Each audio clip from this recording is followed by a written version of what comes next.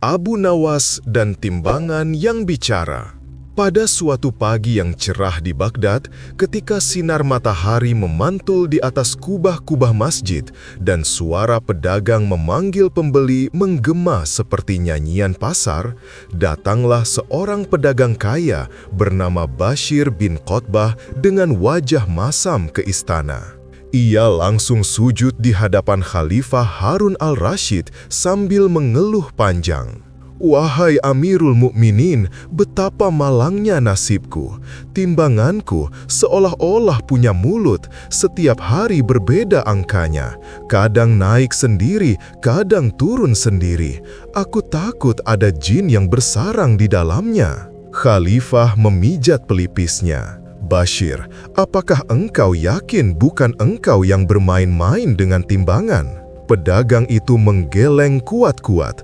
"Demi janggut datukku yang paling panjang, aku tidak berbuat curang, wahai Khalifah." Tentu saja, kalau sudah ada urusan aneh antara jin, benda bicara, atau keluhan yang tak masuk akal, ada satu nama yang selalu dipanggil: Abu Nawas. Untuk selanjutnya, Abu Nawas berjalan menuju pasar ditemani beberapa pengawal dan penasaran melihat bagaimana rupa timbangan yang katanya bisa bicara itu.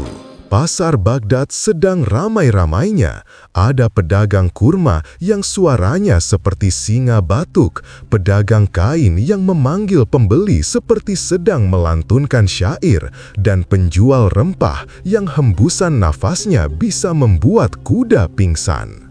Bashir menunjukkan timbangan miliknya dengan bangga, seolah-olah benda itu adalah permata berharga.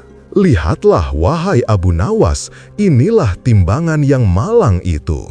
Abu Nawas mengelilinginya seperti dokter memeriksa pasien yang sedang pura-pura sakit. Kemudian ia menepuk timbangan itu dan berkata pelan, "Wahai timbangan, aku tahu engkau bisa bicara. Jangan malu, katakanlah siapa yang telah mencurangi dirimu." Orang-orang pasar mulai berkerumun. Beberapa berpikir sungguhan bahwa timbangan itu akan berbicara. Ada yang bahkan menyandarkan telinganya ke sisi timbangan. Tak ada suara. Abu Nawas berkata, mungkin ia takut pada cahaya." Ia lalu mengambil kain hitam yang besar dan menutupi timbangan itu seperti seseorang menutupi kepala seekor onta yang bandel. Ia mengetuk kain itu 3 kali. "Timbangan, jika engkau tidak bicara, Khalifah sendiri akan membakarmu di halaman istana." Suasana hening, semua orang menahan nafas. Seekor kambing di dekat situ pun tidak mengembik. Perlahan Abu Nawas membuka kain itu. Saat kain ditarik, semua orang melihat sesuatu yang aneh. Bagian bawah timbangan itu basah.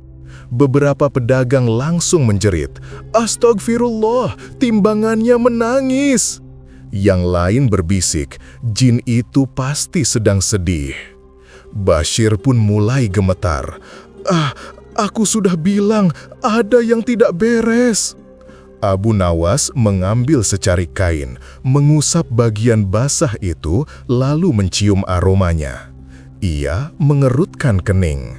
Ini minyak wijen. Kerumunan langsung gaduh. "Apa? Jin menangis pakai minyak? Jangan-jangan jin itu suka memasak." Abu Nawas menatap Bashir dengan senyum seperti kucing yang baru menangkap tikus.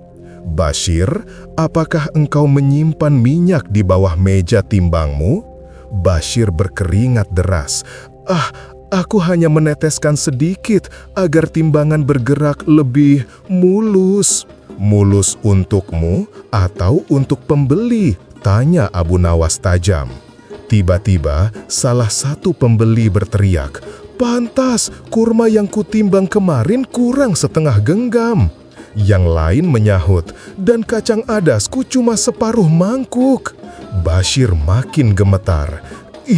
Itulah kenapa aku ke istana, bukan untuk mengaku, tapi untuk mencari solusi." Abu Nawas tertawa kecil. engkau mencari solusi untuk kecuranganmu sendiri." Abu Nawas membawa Bashir kembali ke istana.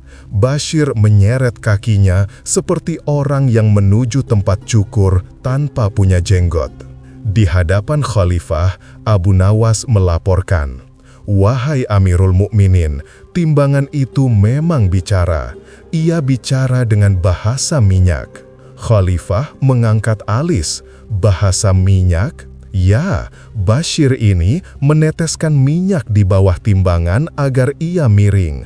Setiap pembeli mendapatkan timbangan yang lebih ringan. Khalifah menatap Bashir dengan pandangan yang membuatnya hampir pingsan. "Apa hukumannya yang pantas, wahai Abu Nawas?" Abu Nawas tersenyum penuh siasat. "Sampai-sampai kambing pun ingin ikut ditimbang."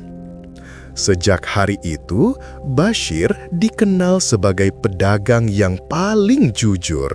Karena siapapun yang pernah dimarahi Abu Nawas pasti tidak ingin dikunjungi untuk kedua kalinya. Pelajaran moral. Akibat dari kecurangan adalah rasa malu, dan obat dari rasa malu adalah kejujuran yang sungguh-sungguh. Terima kasih telah mendengarkan cerita Abu Nawas di Abu Nawas Stories Channel. Jangan lupa like, subscribe, dan nyalakan loncengnya agar tidak ketinggalan cerita berikutnya. Jika ada cerita Abu Nawas yang ingin kawan-kawan dengar atau ingin kami ceritakan kembali, silahkan posting komentar ya. Terima kasih.